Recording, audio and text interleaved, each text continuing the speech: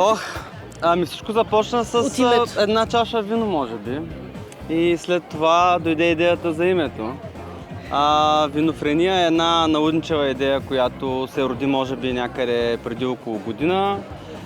Отлежа си колкото е необходимо като едно истински хубаво вино и се случи днес да Дойде време да го отворим. публика. Дойде време да отворим и да бъчвата. Го споделим. Хората ни зареждат невероятно много, защото щом те са доволни и така всички твърдят, че сме успели да създадем една чудесна атмосфера, значи нещата са се случили.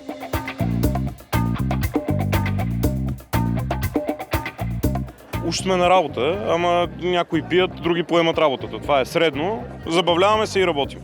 Колко кила пиете? Колкото поеме. Литри. И половина. На този фестивал ще се забавляваме яко. Ще опитаме всички вина, защото аз наистина съм фен на виното. Аз от 40 минути съм тук и вече много ми харесва. Той всяка година се е провеждал. Той е тук само 40 дегустации и вече е супер.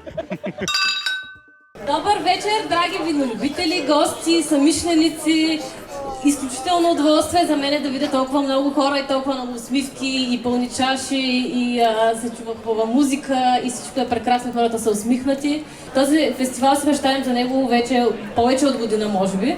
Отвори се възможност да го направим и с изключително много сили, ентусиазъм и над се случи. Благодаря ви, че сте тук. Елате още и ще бъде много хубаво. Най-вече искам да поздравя организаторите, защото наистина Русе заслужава такова събитие. В момента, в който влязох от входа, изпитах невероятна атмосфера, много настроение, много е весело, много е цветно тук при вас и съм сигурна, че 2 дена всички тези хора, които са ви се доверили да дойдат тук и да бъдат част от този първи винен фестивал за град Русе, ще получат наистина това, за което са дали тяхното доверие към вас, а вие го заслужавате. Аз ви поздравявам за това, че виждам толкова много български производители, вие подкрепяте българските производители, сграждате имидж на Русе, поставяте го на картата на кулинарния туризъм, на културния туризъм, с всичко това, което правите. Още веднъж ви поздравявам. Ето виждате колко страхотни хора се събират, приятна фермерска храна, ще има културна програма, по повече му трябва на човек и приятни приказки с много интелигентни хора винаги. Това събитие за мен е супер събитие, дано да има и 30-ти юбилеен проект такъв винофрения, защото Русе е страхотен град и има нужда от такова събитие. Така че българина обича да пие гергана, ароматно вино. Ето сега ще сложа на господина гергана, нова реколта 24. Я да видим. Българина много харесва мискети, мускати, ароматни вина, но такива, които са подплатени със свежест, защото много добре отговарят на българската кулинария. Въпросът е да има такива събития, които да събират хора и така да се увеличава винната култура на българина. Аз смятам, че русенци достатъчно добре ни познават по принцип, но е хубаво да се подкрепят такива инициативи. И разбира се да представим новите вина на Левент, новия дизайн на Левент, който направихме съвсем скоро. И да доставим удоволствие на хората основно. Розето е вино, което предходни години доста добре е вървяло, но виждам един спад на интереса към розето. Смятам, че българите все още, особено към червеното вино, търсят тежки вина, въпреки че световният тренд е за по-плодови, богати на аромати вина. Относно белите, българите смятам, че търсят ароматни, хубави, свежи, плътни вина пак. We came to Russia especially for this event. We are big wine lovers. All wines, all kind of wines. You can ask him some questions because he's a very good enologist from Bulgaria. He's very famous in Romania as well.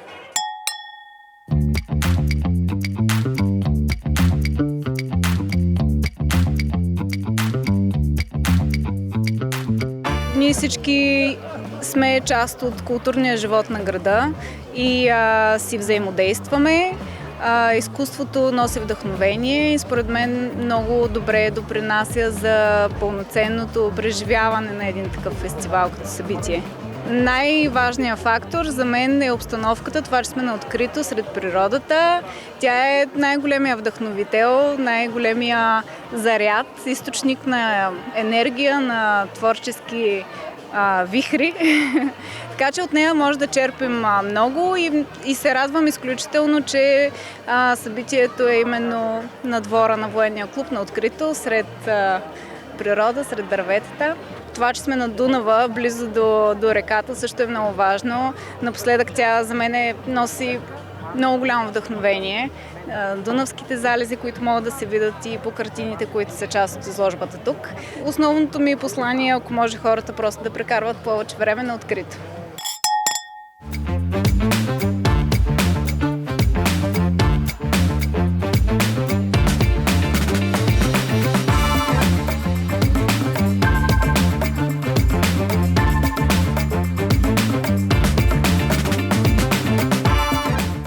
Сме, защото имаме морален ангажимент към организаторите, тъй като са наши много близки приятели. Това е едната причина. Другата причина е, че Русе ни е един от любимите съседски градове. Все пак сме сели страници на реката. И мислим, че русенската публика и хората заслужават да пробват и да научат за нови български изби, които за съжаление ги няма в търговската мрежа, и да видят какво се прави в близост около тях. Освен нас, всички наши колеги, които са тук на събитието, могат да изненадат положително много голяма част от публиката и да оставят хубав спомен. Разбира се, това чувството, че искам да подкрепя такова събитие в Русе, което за щастие зачестяват все повече, което събира много млади хора, ентусиасти, хора от всякакви групи, които са готови да се обединят около тази идея, било то около виното, представянето на избите или други подобни събития, които напоследък се случват в Русе, които обединяват хората, създават им страхотна емоция и най-вече осветяват нашия град с култура, с радост, с емоции. Всъщност аз съм една от основните фенки на събитието. Още от първите моменти, когато обявиха винофрения, аз бях първата, която винаги лайква, харесва постовете. За мен това събитие трябваше много давно да бъде направено. Русе заслужава подобно мероприятие. Русенци са хора, които обичат красивото, обичат хубавото вино, красиви хора. Така че за мен е чест и удоволствие да бъда тук.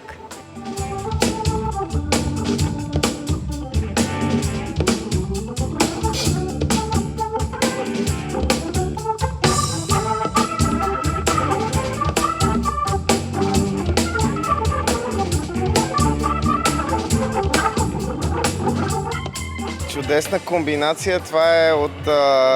знаем, че виното върви с джаза, ръка за ръка и не само.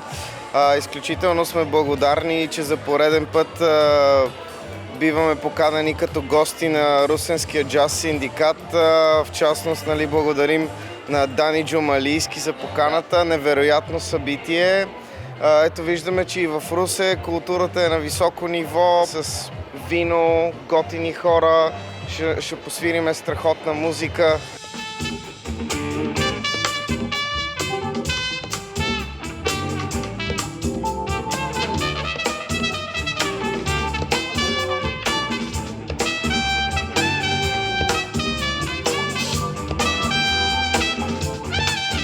Ами ние с това се занимаваме вече от поне 5 години, да създаваме общности в града, защото един град е толкова жив, колкото са общностите, които живеят вътре. Вчера един много готин цитат, една от фотографите беше споделила, че градът това сме ние, спасение няма да дойде от никъде. За нас е изключително важно не просто хората, които така много шумно изразяват удоволствието си от това събитие, но изключително важно за нас е и това, че и изложителите тук споделят много положителни реакции от това, което виждат от хората в Русе, които виждат от румънците, които посещават събитието, и те са впечатлени и казаха, че се върнат и до година. Ние сме го, даже татуирали сме си го, за да не се налага да го повтаряме на всеки.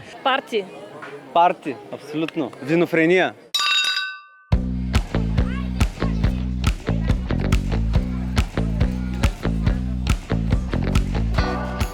Ние сме с много стара история за производството на вино. Широката мелнишка лоза, разбира се, това е нашия сорт, който е от региона.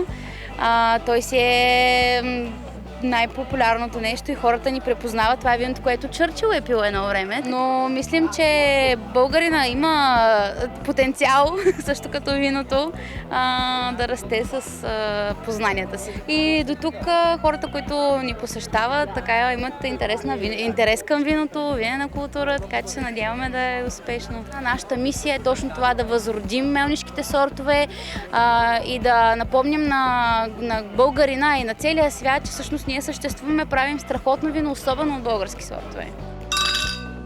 Първо знам за това събитие от зимата още и много се радвам как всичките тези замисли и усилия са се въплатили в такъв прекрасен празник и че идват толкова много хора и не ми е нужно да убеждавам някого след вчерашния ден. Второ, снимам за организаторите да остане някакъв спомен и се забавлявам, което не е на трето място в никакъв случай.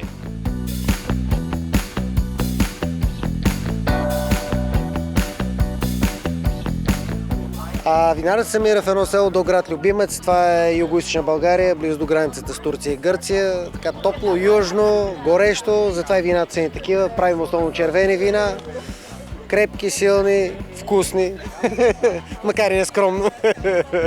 Като сортове, нашите собствени насъждения са Мерло и Каберне Совиньон. За останалите вина гроздето го купуваме и са типични червени сортове дори за района. Иначе тук показваме Евмолпия, която за първи път правиме. Отделно имаме Каберне Фран, Малбек, един интересен по-рядък за България сорт. В общини класически интернационални сортове, международни.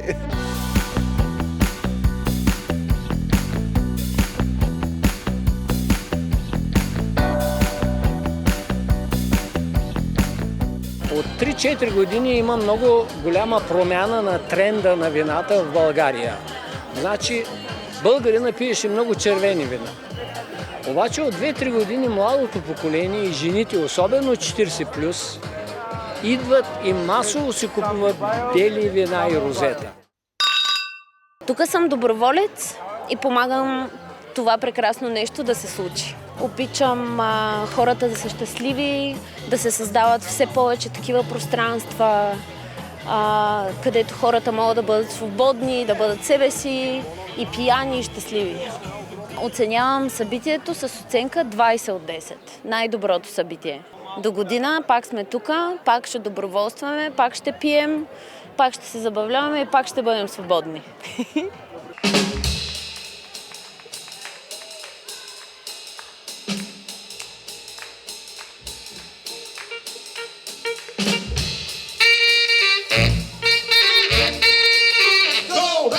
Аз съм много щастлив, защото благодарение на Дидо и други културотрегери на този град, аз от много години съм вътре в културата на града. По най-различни начини. Но това, което забелязвам в последно време, е появата на едни нови центрове на култура. Млади, 3 кила култура е един от тях.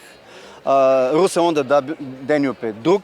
Блок 14 е трети. Пропускам нещо, има и други такива. И много артисти, които сами по себе си са двигатели на цялата. Реките на града преди няколко години. За хората, които ще дойдат и ще останат по време на концерта, единственото, което мога да им гарантирам, е пълно забавление. Тотално да скачат, да пеят, да пляскат, да викат, да пият, защото все пак сме на винофрения, и да се забавляват. Това е идеята на цялата работа.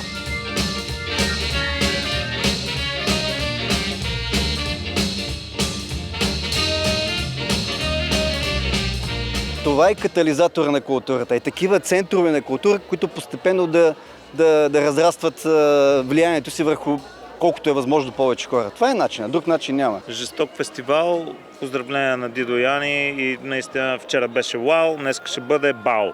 Винофрения, между другото, е вече бранд според мен. От тук нататък този бранд ще се надгражда всяка година. Убеден съм в това. Няма начин да не е. Да станеш класик от първата година. Така се прави.